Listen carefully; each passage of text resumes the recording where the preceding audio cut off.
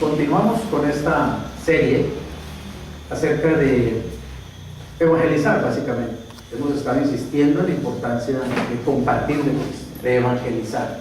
Que los cristianos tenemos que ser muy conscientes que tenemos una misión. Fuimos salvados para una misión. No fuimos salvados para simplemente ir al cielo. Pues, gloria a Dios por ir al cielo. Qué rico ir al cielo. Es una bendición. Un día vamos a llegar al cielo y vamos a estar felices allá. Digamos, de experimentar esa realidad del cielo. Pero entre que estamos aquí, tenemos una misión que cumplir. Tenemos una responsabilidad. Y es importante que entendamos que esta responsabilidad no es delante de un pastor, no es delante de una iglesia, no es delante de una organización. Es una responsabilidad que tenemos delante de Jesús. Porque si Él ha hecho tanto por nosotros, pues nuestra responsabilidad es hablarle a otros de lo que Él ha hecho, de las maravillas, de las bendiciones, del perdón de nuestros pecados, de la salvación. Tenemos que tomar la conciencia de que nosotros no nos podemos quedar ahí sentados con la salvación, con la vida eterna, mientras alrededor nuestro la gente muere sin Cristo.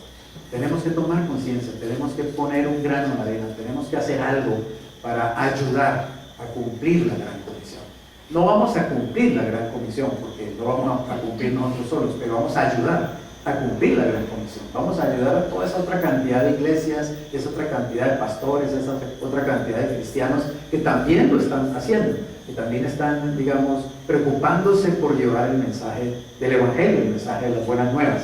Así que todos debemos participar realmente y poner nuestro grano de arena en esa gran misión que tenemos como iglesia de Jesucristo. Ir a todas partes y hablar de Jesús y de su amor y de su perdón y de la salvación a todas las personas que podamos. Hoy vamos a hablar dentro de esta serie, Salvados para una misión, vamos a hablar de compartamos nuestro testimonio de vida. Compartamos nuestro testimonio de vida. Y les voy a contar así muy brevemente, en resumen, mi propio testimonio de vida, para darles un pequeño ejemplo. Yo nací en un hogar no católico, ni evangélico tampoco, en un hogar sin religión. Mis padres eran muy librepensadores en ese sentido y no tenían religión. Nunca escuché que yo tenía que ir a una iglesia A, B o C o D, etcétera, etcétera, porque mi madre, de muy pequeña, tuvo una mala experiencia religiosa con un religioso y ella no quiso saber nunca más de iglesias, ¿cierto? Y mi padre pues se fue mucho por pensamiento de otro tipo y leía rosacrucismo y le gustaban las cosas de todo era la mente y todas las cosas así medio raras, tenía una biblioteca grande de todo eso, ¿cierto? Entonces ellos nunca fueron de ir a una misa, a una iglesia, a una reunión, a un culto, lo que fuera, y nosotros crecimos en esa libertad de escoger lo que quisiéramos escoger. Evidentemente, si nos hablaban de Dios, mi mamá me hablaba de Dios, creía en Jesucristo, nos hablaba, digamos, del Señor, etcétera, pero no era una cosa, digamos, impositiva, ¿cierto? Yo empecé a ir, la primera vez que yo fui a una misa fue porque pues, estaba en el colegio Pío XII y allá era obligatorio. Empecé a hacer mi bachillerato en el Pío XII y era obligatorio ir a misa, nos llevaban una vez por semana a misa. Entonces yo iba a la misa, pero para mí eso la verdad no tenía ningún significado. Nunca tocó mi vida realmente. Eso era algo a lo que íbamos porque había que ir, ¿cierto? Cumplir ahí dentro del colegio. Y sin embargo tenía necesidad de Dios. Todo ser humano tiene necesidad de Dios. Todo ser humano tiene un vacío en su corazón que solo Dios lo puede llenar. Y comenzó a los 17 años, digamos, en mi vida, comencé a los 17 años a fumar marihuana y luego experimentar con cocaína y con hongos alucinógenos y todo este cuento. Y estuve 3 años y medio, hasta los 20 y medio en ese proceso, ¿sí? Y pues fue un proceso muy difícil porque mi vida se fue complicando demasiado, mi mente se fue llenando de muchos miedos, temores, angustias, sobre todo culpa, mucha culpa. Llegué a tener paranoia, una paranoia muy fuerte, compleja persecución. Y estando en esa situación tan desesperante, mi madre conoció de Jesús, recibió a Cristo en un movimiento cristiano, la Cruzada Estudiantil y Profesional para Cristo Internacional. Y ella comenzó poco a poco a decirme algunas cositas acerca de Jesús, de que Jesús estaba en su vida. Lo que más me impactaba era eso. Ella me decía que Jesús ahora estaba en ella. Yo lo veía un poco raro eso, ¿no? Realmente lo escuchaba un poco raro, esto es como raro. Mi mamá le está metiendo como una idea muy extraña, ¿no? Porque ahora dice que Jesús se le metió adentro, Jesús sí es como como extraño, pero bueno, la veo feliz, yo la veía feliz, la veía diferente, ella tuvo un cambio digamos, muy real, en muy poco tiempo, ¿cierto? Se convirtió en otra persona, en una persona más feliz, en una persona más positiva, en una persona más esperanzada, en una persona más amorosa. Sobre todo, de dar cantaleta, porque era la reina de la cantaleta y eso se acabó en la casa. Es increíble. Nosotros decíamos, ¿por qué? Ella decía, porque Cristo ahora vive en mí, ¿cierto? Porque Jesús ahora controla mi vida, porque Jesús ahora está en mi corazón. Caramba. Y una noche, el 19 de mayo de 1974, yo estaba en mi cuarto ahí de noche con mis angustias, mis miedos. Yo sentía que entraba una presencia maligna a mi cuarto muy grande, ¿cierto? Yo ya la sentía varias noches y se hacía al lado de mi cama, yo sentía la respiración, ¿cierto? De un ser ahí grande, oscuro, feo. Yo me metía bajo las cobijas, sudaba, temblaba, le pedía a Dios como podía, a veces no ni articulaba siquiera un Padre Nuestro porque mi mente era completamente confusa, ¿cierto? Y yo sabía que había algo malo en mi cuarto. Yo creía realmente en el mundo espiritual, sabía que el mundo espiritual existía. Y una noche, el 19 de mayo de 1974, estando allí en esa experiencia, después de haber fumado marihuana, nunca me acostaba sin haberme fumado 1 o 2 cigarrillos de marihuana porque no podía dormir. Estando en esa situación, yo debajo de las cobijas simplemente clamé y le dije, Cristo, sálvame. Solamente le dije eso, Cristo, sálvame. Mi mamá me había dicho mucho eso, dígale a Cristo que lo salve, pídale que lo salve. Y yo le dije eso esa noche, Cristo, sálvame. Y todo cambió en un instante, todo se volvió distinto. Sentí que esa presencia salió de mi cuarto y hubo un golpe muy fuerte en la puerta. ¡Pum! No fue que cerró la puerta, sino que la puerta sonó. ¡Pum! Me dieron un golpe y salió. Yo sabía que eso se había ido. Y sentí que se había ido como asustado, ¿sí? Como un perro asustado. Salí debajo de las cobijas y había una paz impresionante en mi cuarto y en mi corazón. Lo noté un poquito después. Yo estoy tranquilo, tengo una paz que yo nunca había experimentado. Que había un resplandor dentro de mi cuarto, una luz tenue como azulosa. Yo decía, ¿qué es esto?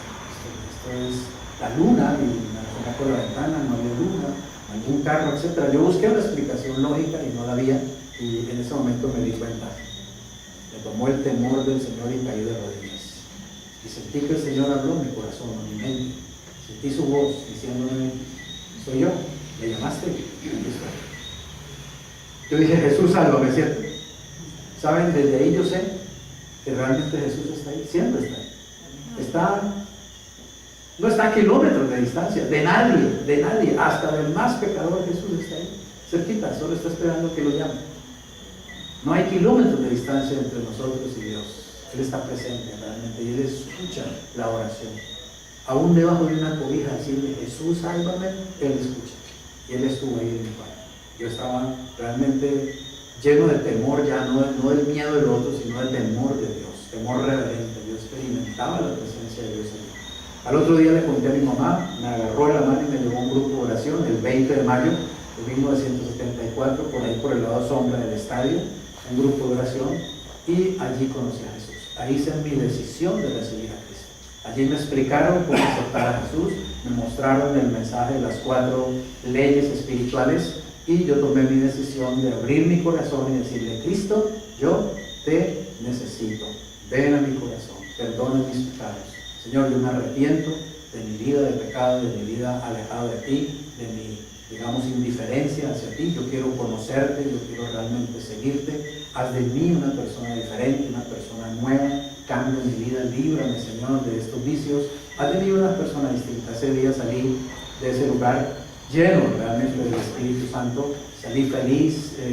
Al otro día quería abrazar a todo el mundo, salir a la calle y gritarles que Jesús está vivo, porque se abrió para mí esa realidad. Créanme una cosa, yo lo sabía antes de recibir a Cristo, yo sabía que Jesús está vivo, porque yo creía en la resurrección de Jesús, pero realmente no era para mí una convicción como lo es hasta el día de hoy, no era una realidad como lo es hasta el día de hoy. Jesús está realmente vivo y está presente. No está todavía, está presente. Y es más, está en tu corazón, está en tu vida si tú ya lo has aceptado, ¿cierto? Por medio de la fe. Y obviamente ahí comenzó un proceso, ¿cierto? Más o menos en un lapso de unos 6 meses, yo dejé, o más bien me dejó la marihuana, ¿cierto? Yo no digo que yo dejé la marihuana, sino que la marihuana me dejó a mí, realmente. Comencé a asistir, obviamente, a las reuniones cristianas, comencé a aprender de la palabra de Dios, comencé a escuchar los testimonios, comencé a ver las vidas de otros jóvenes, eran grupos muy grandes, era un grupo como de 500 jóvenes, por esto del lado sombra del estadio, nos reuníamos en un galpón, y eso eran unas fiestas para Jesús, pero impresionantes, ¿cierto? Maravillosas. Entonces todos los días escuchaba testimonios de jóvenes, cómo eran librados de la droga, del homosexualismo, cómo eran librados, digamos, de robo, de alcohol, de muchas cosas. Yo veía la obra de Jesús allí palpable en otros corazones. Comencé a asistir todas las noches iba a un grupo de oración distinto.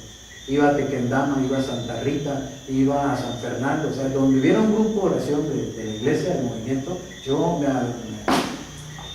me conseguía la dirección de allá, ¿cierto?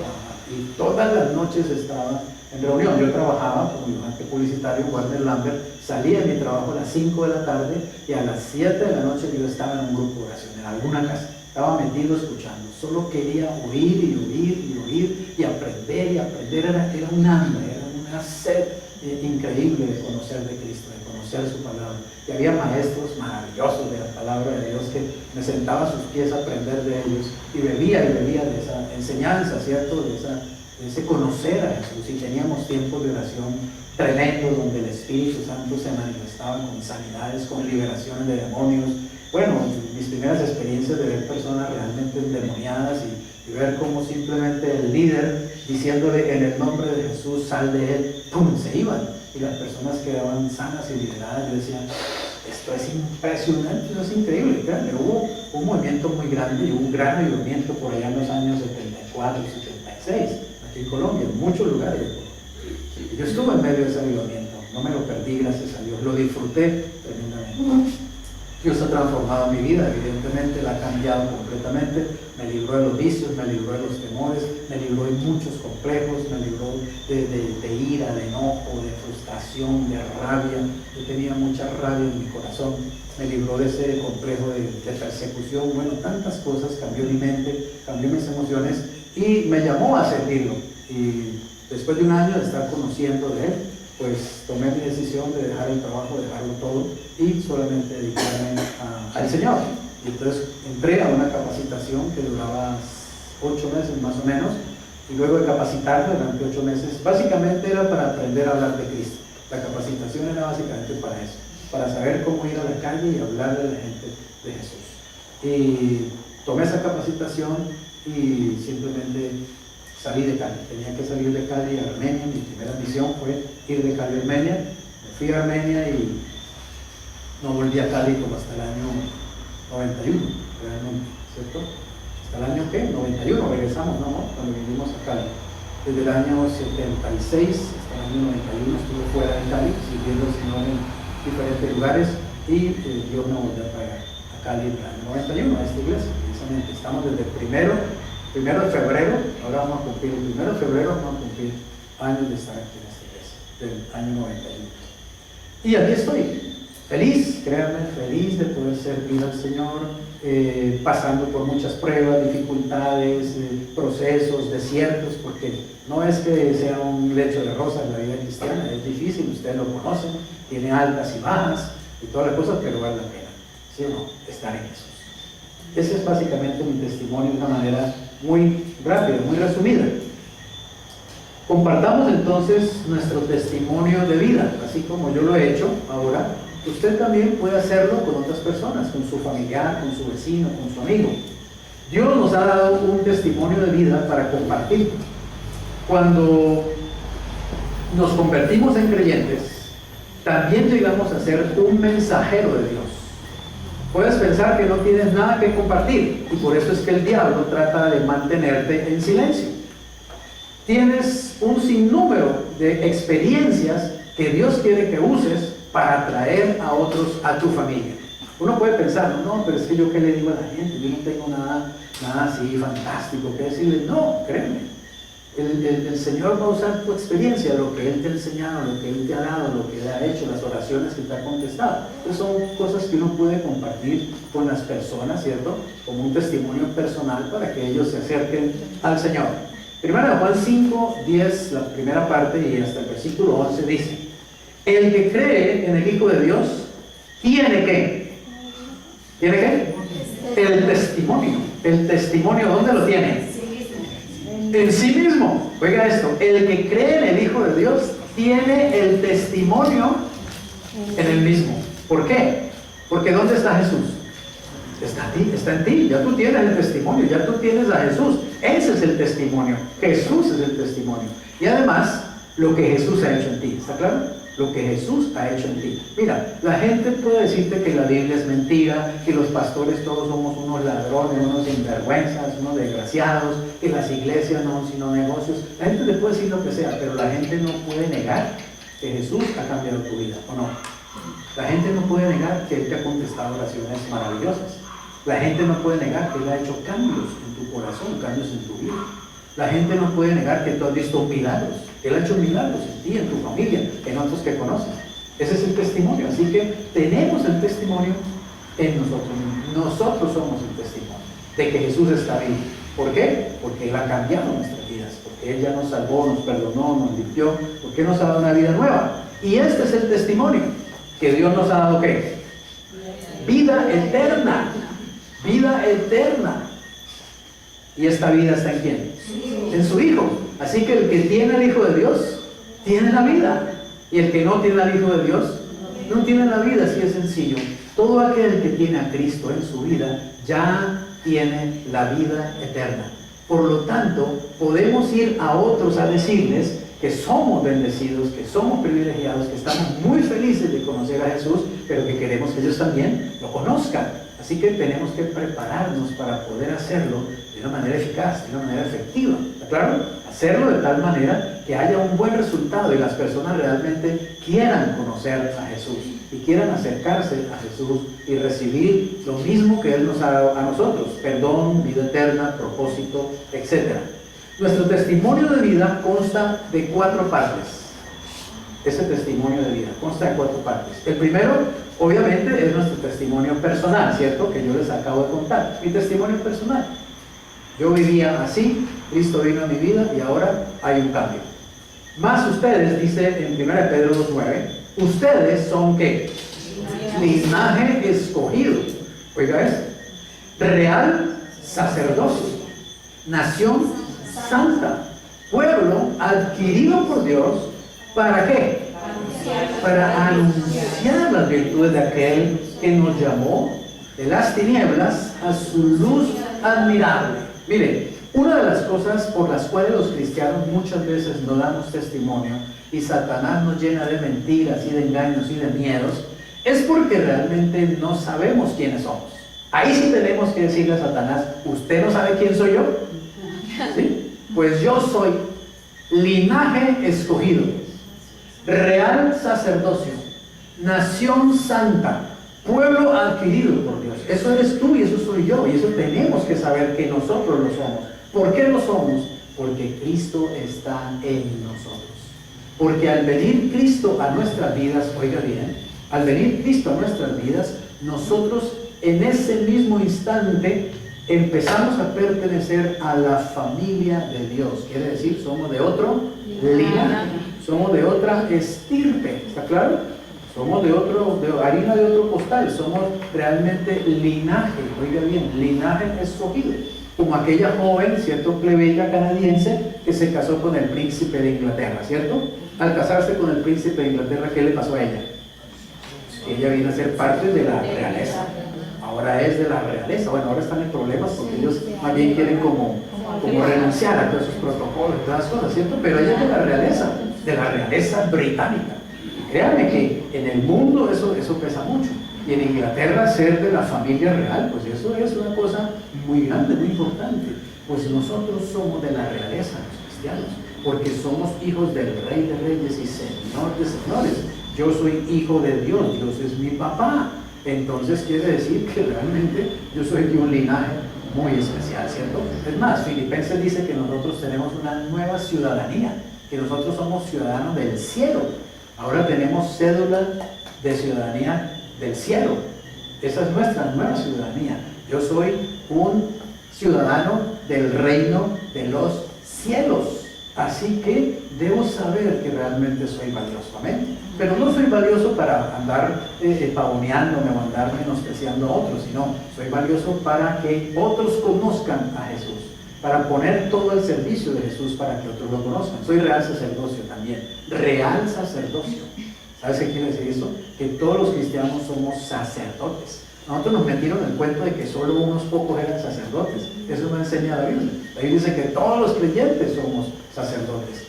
Había un sacerdocio antiguo en Israel. Ese sacerdocio desapareció con el nuevo pacto. Ahora el sacerdocio es todos los creyentes somos sacerdotes. Todos los miembros de Cristo somos sacerdotes. ¿Qué es un sacerdote? En la Biblia, un sacerdote es una persona que representa a la gente delante de Dios. En el Antiguo Testamento había tres personajes muy importantes: el rey, el profeta y el sacerdote. El rey era la cabeza de toda una nación, ¿cierto? Y Dios ungía y respaldaba a ese rey. El profeta era la voz de Dios a las personas, Dios hablando a las personas a través de ese hombre. Y el sacerdote era la voz de las personas delante de Dios. Pero se necesitaba en ese tiempo un sacerdote que hiciera como de mediador. ¿Por qué? Porque no había venido el sumo sacerdote Jesucristo, el verdadero mediador entre Dios y los hombres. Ya no se necesita que haya mediadores humanos. Ya no es un sacerdocio que, mira, tú quieres hablar con Dios, espérate, yo hablo con Él porque yo soy el mediador, el intermediario. ¿Está claro? Y muchos han usado eso, obviamente, para tener poder y tener influencia sobre la gente y manejar a las masas, ¿cierto? Pero los que conocemos la verdad, nosotros sabemos que nosotros somos sacerdotes y somos real sacerdocio. ¿Qué quiere decir? Somos sacerdotes del rey, puestos directamente por el rey. Somos sacerdotes reales. ¿Y qué es un sacerdote? Alguien que representa al pueblo delante de Dios. Pero ya no somos mediadores, porque hay un solo mediador entre Dios y los hombres. Pero sí podemos interceder por las personas. Cuando alguien te llama y te dice, mira que Margarita necesita oración, y tú te pones a orar, tú estás ejerciendo tu sacerdocio. Amén. Porque estás intercediendo por alguien que está en una necesidad. Cuando tú oras por Colombia, estás intercediendo por Colombia y estás usando tu sacerdocio. Cuando tú oras por una situación mundial, tú estás intercediendo y estás usando tu sacerdocio. Así que debemos, como sacerdotes, interceder continuamente por las necesidades de mi familia, mis amigos, mis compañeros, aún mis enemigos. Podemos orar por ellos, la Biblia dice que lo podemos hacer. Así que somos linaje escogido, real sacerdocio, nación santa. Nación santa quiere decir que somos una nación que Dios ha separado para Él. Así como Dios en el Antiguo Testamento separó al pueblo de Israel para Él, y eso lo convirtió en una nación santa. ¿Entiendes eso? Porque Dios la separó para Él. Así la iglesia de Jesucristo es una nación santa, porque es un grupo de personas, es un cuerpo de personas que Dios ha separado de todas las naciones del mundo para Él. Por eso somos santos, porque ahora le pertenecemos a Dios. Así que usted es santo y yo soy santo. Santo no quiere decir alguien que no peca, que no levanta la voz, que tiene una miradita de cordero todo el día, cacheticos rosados y habla así, soy santo. No, eso es un tonto religioso. Santo es una persona que sabe que le pertenecen a Cristo realmente y es feliz de pertenecerle a Jesús, amén, y que anda en la libertad del Señor y que anda en el poder del Espíritu y que sabe que tiene un ministerio, que sabe que tiene una razón de vivir, que cumple un propósito para Dios, amén. Eso es un santo, alguien que sabe que ahora su vida le pertenece a Dios, que fue comprado con la sangre de Jesucristo, no por sus propios méritos. Y además somos realmente pueblo adquirido por Dios. Somos el pueblo de Dios. La iglesia somos el pueblo de Dios. Somos el Israel de Dios en este tiempo. Israel está ahí todavía y es pueblo de Dios. Y Dios tiene unos planes con Israel que no ha terminado con Israel. Dios no ha desechado a Israel. Dios no ha hecho a un lado para siempre Israel. La Biblia dice que es temporal. Que Dios ha puesto a Israel en disciplina temporalmente y ahora usa a la iglesia para sus propósitos y somos el pueblo de Dios, el pueblo escogido de Dios. Pero cuando el Señor se lleve a su pueblo, la iglesia, a las esferas celestiales, Dios recogerá nuevamente a su pueblo terrenal Israel para usarlo en los últimos tiempos de la gran comisión y para que ellos prediquen también el evangelio del reino a todas las naciones y entonces vendrá el fin, es decir, volverá Cristo por segunda vez. Así que ahora nosotros que somos ese pueblo escogido, ese pueblo adquirido por Dios, debemos hacer ¿qué? Somos linaje escogido, real sacerdocio, nación santa, pueblo adquirido por Dios. ¿Para qué? Para que pongamos en Facebook eso y humillemos a los demás. Para anunciar las virtudes de aquel que nos llamó a su luz admirable, para que hablemos de Cristo, para que seamos ¿qué? Testigos de Jesucristo, ¿cierto? ¿Para qué es un testigo? Un testigo es una persona que ha presenciado un hecho, ¿cierto? Un testigo es una persona que ha estado allí, en el lugar de un hecho. Pues nosotros somos testigos de que Jesús está vivo, porque Él ha venido a nuestro corazón y realmente ha cambiado nuestras vidas. Nosotros podemos testificar acerca de Jesús. Él dijo en Hechos capítulo 1, versículo 8, recibiréis poder cuando haya venido sobre vosotros el Espíritu Santo, y me seréis testigos en Jerusalén, en toda Judea, en Samaria, y hasta lo último de la tierra. Tenemos que ser testigos de Jesucristo donde quiera que estemos, en el trabajo, en la universidad, en la calle, en Colombia, fuera de Colombia, donde quiera que vayamos, ser testigos de Jesús. Y tenemos que serlo, obviamente, con nuestros hechos y con nuestras palabras, con nuestra conducta y con nuestro mensaje. Tenemos que ser testigos de Jesús en todo lo que hacemos, llevar el amor de Jesús a todo lugar, a toda persona donde podamos ir. ¿Amén? Dice en la Escritura que nosotros debemos estar preparados para darle a la gente respuestas acerca de la fe que nosotros tenemos, y que tenemos que hacerlo con respeto, tenemos que hacerlo con misericordia, tenemos que hacerlo con cariño a las personas. No se nos ha dado este ministerio para que nosotros estemos atropellando a los demás, o golpeando a los demás, o pisoteando la fe de los demás, o riéndonos de la fe de otros. No, se nos ha dado el ministerio de la reconciliación, es para que llevemos el amor de Cristo. Amén. Todo el amor y respeto a los demás, llevar su palabra, llevar su testimonio. Hay tres cositas en el testimonio que son importantes. Ahí están, ¿cierto? Antes, cómo y después. Si ustedes notan, lo que yo hice al principio fue comenzar por el antes. Antes, es decir, les conté de dónde venía yo, ¿cierto? Mi situación en la familia, mi problema en las drogas, mis angustias en las noches con, digamos, de los temores espirituales. Pero hay un aspecto muy importante, cómo. Y esto en un testimonio es lo más importante. Que ustedes le dejen a las personas claro el cómo. ¿Cómo fue que usted aceptó a Jesús? ¿Qué fue lo que le pasó a usted? Porque es que uno le puede decir, mire, el Señor me salvó, ¿cierto? Y le dice, ¿me salvó? ¿De qué? ¿Del dengue? ¿O de qué? ¿O de la suegra? ¿Sí? ¿Me salvó de qué? O sea, ¿de qué situación? Lo que sea, ¿no? Tenemos que decirle a la gente, mira, lo que pasa es que yo hice una oración personal entregándole mi vida a Jesús. En esto, digamos, es muy importante Apocalipsis 3:20, ¿cierto? He aquí yo estoy a la puerta y llamo. Si alguno oye mi voz y abre la puerta, yo entraré a él y cenaré con él y él conmigo. O sea, si no hay un versículo más directo que ese, no sé dónde lo puedo conseguir. Cristo dice que toca a la puerta, que si la persona escucha y abre la puerta, Cristo va a entrar, ¿cierto? Y es por fe. A la gente hay que explicarle, mira, hay que hacer una oración de fe. Hay que pedirle, tienes que pedirle a Cristo que entre en tu vida, que entre en tu corazón, ¿sí? Que Él venga y te salve, que Él viene a tu vida, realmente entra, Cristo está vivo, Él va a entrar en tu corazón. Entonces, hay un antes, cuál fue mi experiencia antes, hay un cómo acepté a Jesús, cómo lo recibí, ¿cierto? Por medio de la fe, por medio de la oración, y un después. Entonces, contarle a la gente después, bueno, ha habido bendición, ha habido estas cosas, Dios me ha dado esto, me ha dado aquello, sin dar tampoco, digamos, una impresión de que ahora, pues, ¿cierto? Yo recibí a Cristo y se me acabaron todos los problemas, ¿cierto? Yo recibí a Cristo y me volví rico y famoso en un momentito, ¿no? Nada parecido, simplemente contarle a la gente la verdad, ¿cierto? He tenido problemas, dificultades, pero sinceramente es muy bueno y es una gran bendición tener a Cristo en mi vida y experimentar su amor y conocerlo y tener, digamos, relación personal con Él. Es muy importante también dejarle claro a las personas que no le estamos hablando de una religión, sino que le estamos hablando de una relación. Ser cristiano significa tener una relación personal con Jesucristo mediante la fe, al haberlo aceptado como Señor y Salvador.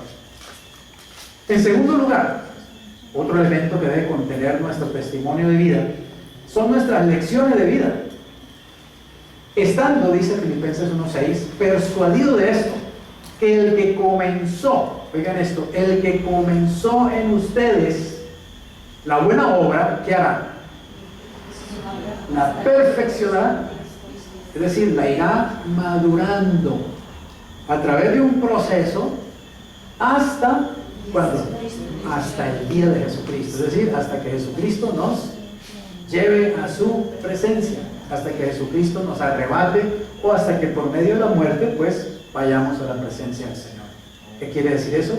Que Dios está haciendo una obra en nosotros, en cada uno de nosotros.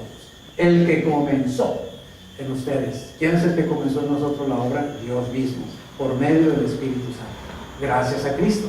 El que comenzó en ustedes la buena obra la perfeccionará, es decir, irá madurando sus vidas en el Señor, irá haciendo cambios internos en ustedes, les irá enseñando, los irá guiando, los irá capacitando, los irá haciendo aptos, los corregirá, les enseñará, les disciplinará, como hace un padre con un hijo, para que ustedes vayan siendo cada vez personas más maduras en el conocimiento del Señor y obviamente más útiles al Señor. Así que hay un proceso de cambio y eso es una lección de vida. De eso le puede hablar uno a las personas, de lo que Dios ha estado haciendo en su propia vida, ¿cierto? ¿Qué me ha enseñado? Podríamos hacer nuestras preguntas. Un consejo que les quiero dar es, traten de hacer lo que yo hice, es decir, escribir su propio testimonio personal, ¿está claro? Siéntense en algún lugar y escriban su testimonio personal. ¿Cómo le contarían a la gente su antes, su cómo y su después? Y háganlo, algo que sea breve, no le van a contar toda la telenovela porque pues es muy larga. Algo que ustedes puedan decirle a la gente en 3 minutos, ¿amén? El máximo en 5 minutos, que ustedes le puedan contar el antes, el cómo y el después de ustedes. Y si ustedes se memorizan bien, digamos, ese libreto, es muy fácil evangelizar personas, es muy fácil compartir las personas. Yo muchas veces no les comparto las 4 llaves ni las 4 leyes, depende de la situación, simplemente les cuento mi testimonio. Y muchas veces eso es suficiente para llevar a una persona a recibir a Cristo en su corazón, simplemente contando mi testimonio. Porque hay personas que responden mejor inclusive a una historia personal, ¿cierto?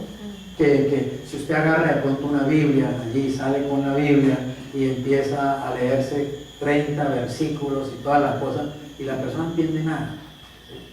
A veces es más fácil simplemente decirle, mira, a mí me pasaba esto, conocí a Cristo de esta manera y ahora me pasa esto.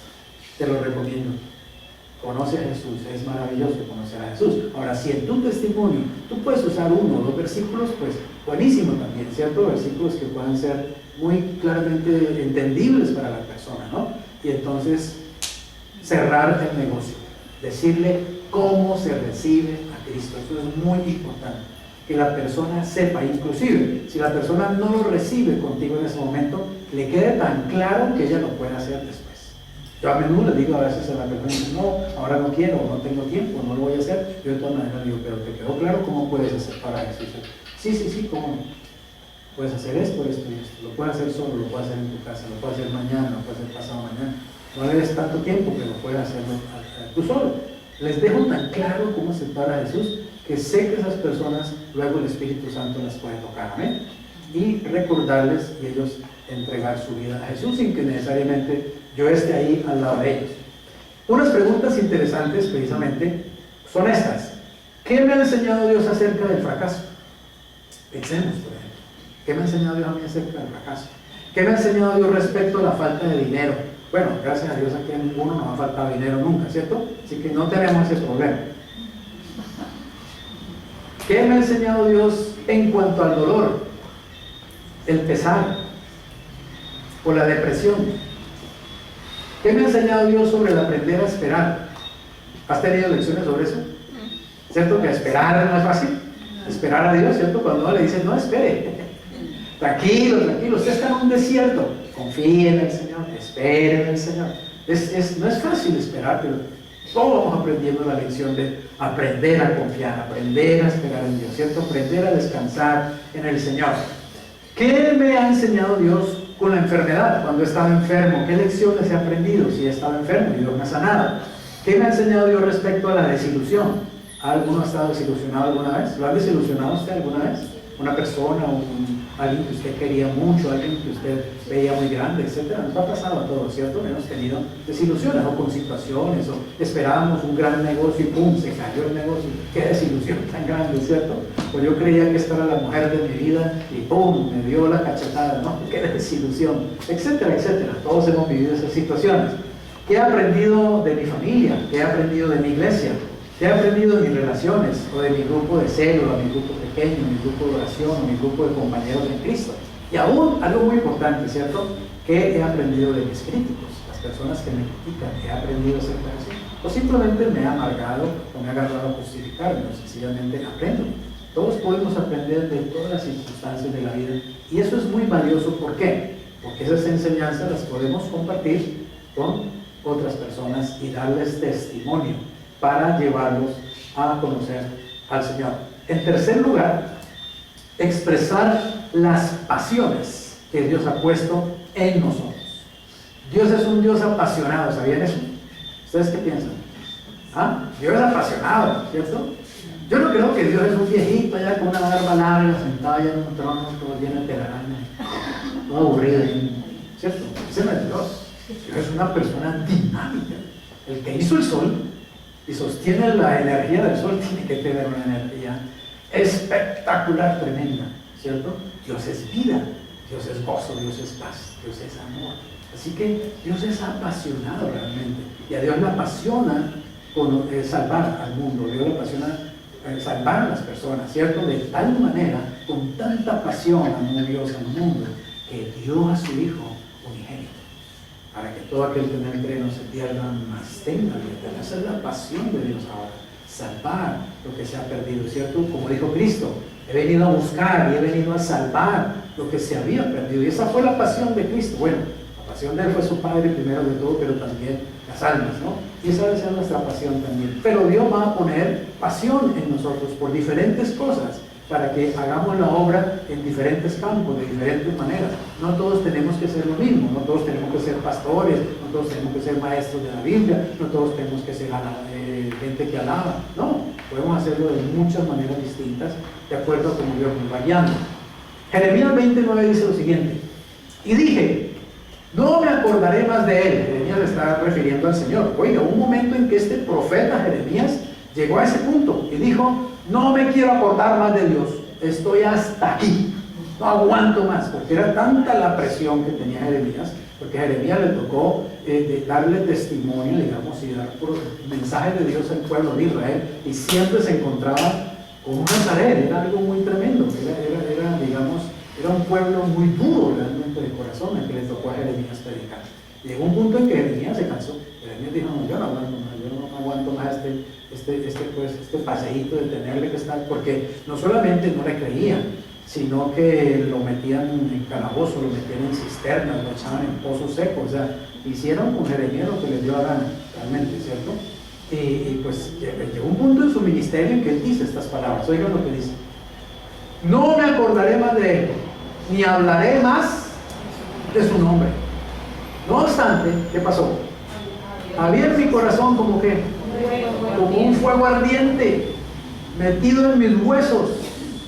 Traté de sufrirlo y no pude. O sea, Jeremías trató de decirle, Dios, yo no voy a hablar más de usted, a mí no me manden más a hablarle a la gente, búsquese a otro, porque conmigo no más. Yo no me calo más que me estén humillando, me estén escupiendo, me estén golpeando, me estén haciendo por lo que quieran conmigo, ¿cierto? Pero dice que había un fuego dentro de su corazón, la palabra del Señor, el Espíritu de Dios, que no lo dejaba callar. ¿Saben qué dice el apóstol Pablo? Ay de mí si no hablo del Señor. Ay de mí, dice Pablo en el epístola de los Corintios, porque me fue entregada esa comisión. Y la verdad, créanme, ha habido momentos en mi vida en que yo he pensado en eso. Ya no quiero más ser pastor, ya no quiero hablar más de Cristo, ya no quiero dar más conferencias, ya no quiero tener más reuniones, ya no quiero hacer más eso. Estoy cansado, estoy hasta aquí, no puedo. Y es cuando más siento el fuego de Dios, ¿cierto? Diciéndome, tú no te mandas a ti mismo, ve y haz. Sencillamente, no se puede huir de Dios, no nos podemos esconder de Dios, no podemos callar esa voz que está adentro, es Cristo, el Espíritu de Dios, Él nos dice, abren sus labios y díganme a otros acerca de Él. Cuando usted estaba enamorado o enamorada del que ahora es su esposo, ¿cierto? Espero que todavía siga enamorado o enamorada. O cuando usted era jovencito y se enamoró de alguien, usted hablaba de esa persona a los demás, ¿cierto? Cuando uno está enamorado no le habla a las otras personas, ¿no? Cuando uno conoció a la mujer de su vida no le hablaban de más, los compañeros, y es que está aquí, y es que está aquí. Dicen, pero usted va sin hablar todo el día, qué traga tan maluca la que usted tiene, ¿cierto? Es que sí, el amor lo hace hablar. Si tú estás enamorado de Jesús, no te vas a poder callar. Vas a tener que hablar de Jesús. Es imposible dejar de hablar de Él si estamos realmente apasionados, enamorados, llenos de su espíritu.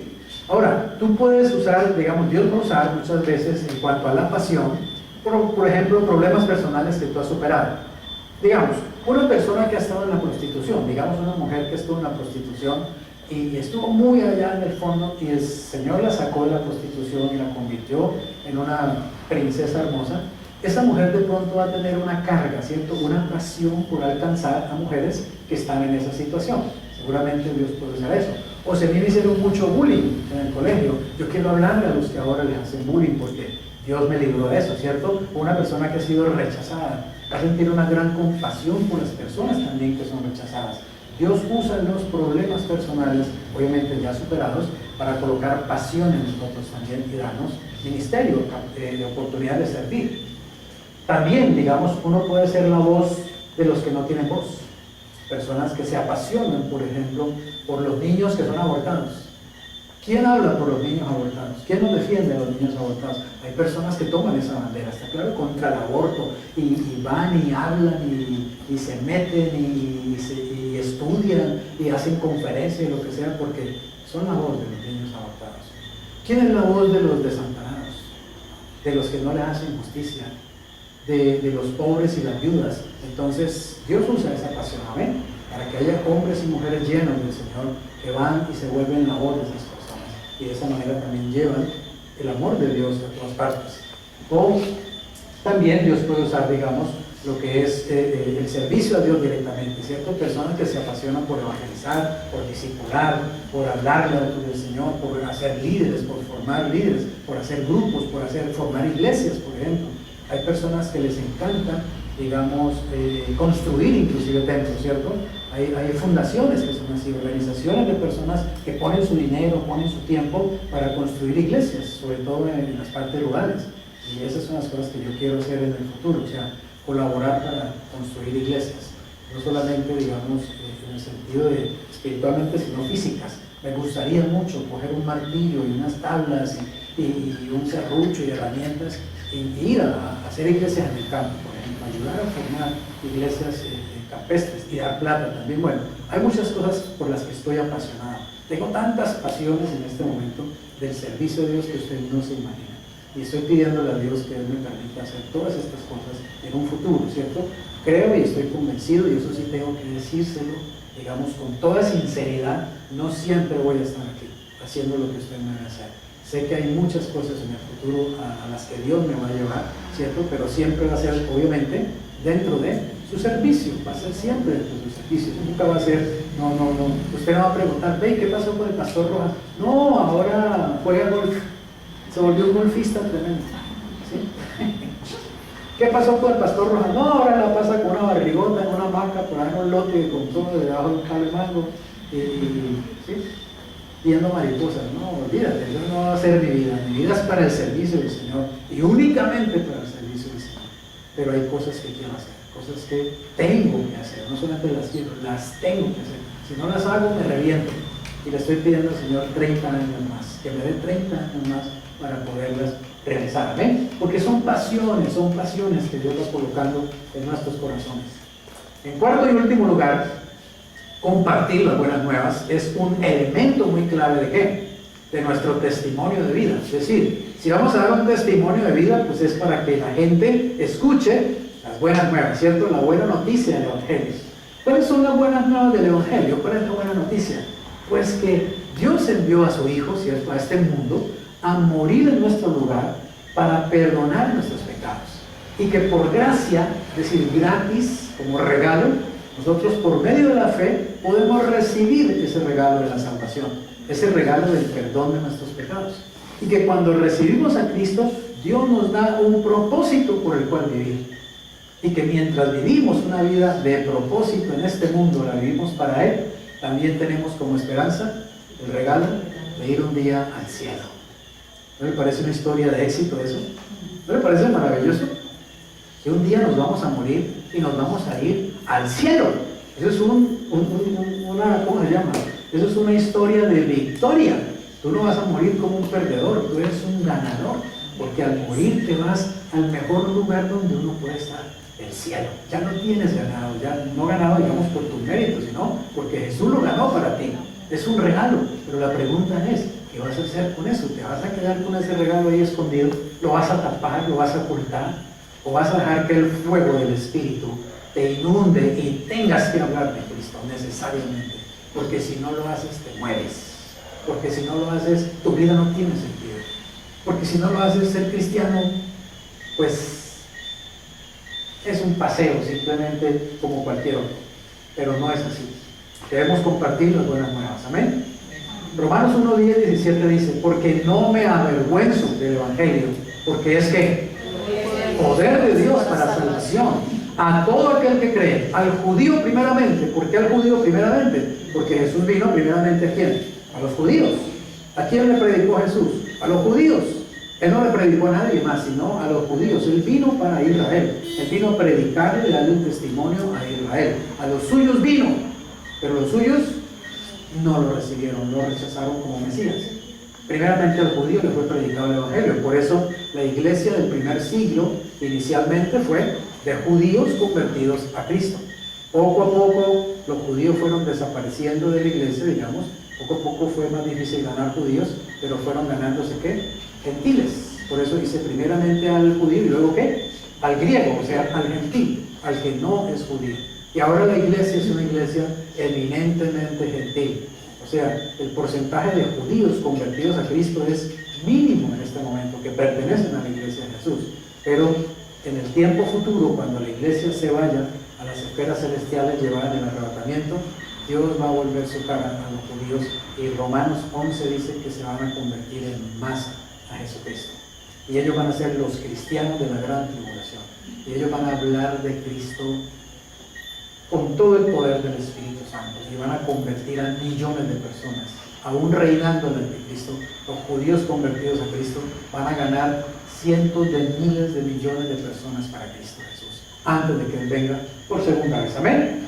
Así que debemos orar por el pueblo de Israel, debemos amar al pueblo judío, porque son el pueblo de Dios también, el pueblo físico actualmente. Debemos amarlos y debemos orar por Israel, por la protección de Dios de Israel y por el papel que ellos van a tener que desempeñar en el tiempo futuro, y porque les va a tocar hacerlo en el tiempo más difícil de la historia de la humanidad. Le va a tocar a los judíos, digamos, hablar de Cristo.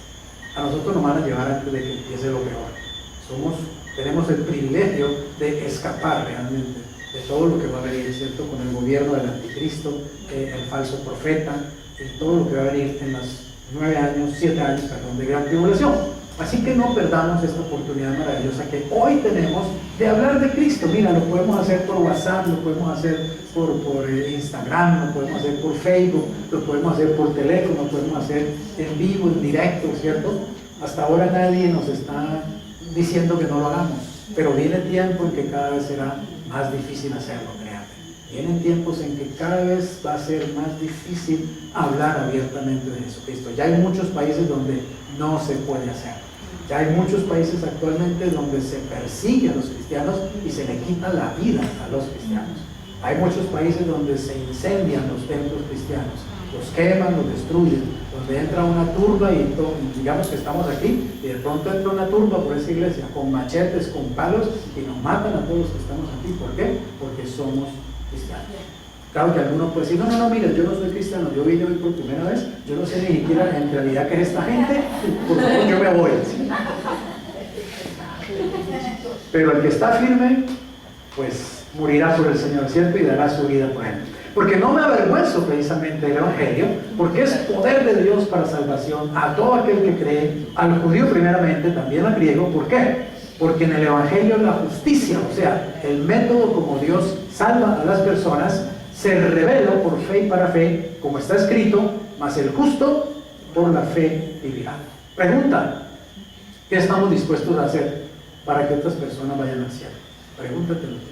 Yo quiero que tú salgas de aquí hoy con esa pregunta en tu mente y en tu corazón. ¿Qué voy a hacer yo en este año 2020 para hablarle a otras personas de Jesucristo? ¿O me voy a esperar otro año más? No, señor, en el 21 yo comienzo a hablarle a otros de ti. ¿Qué voy a hacer realmente para hacer esto? ¿Cómo voy a hacerlo?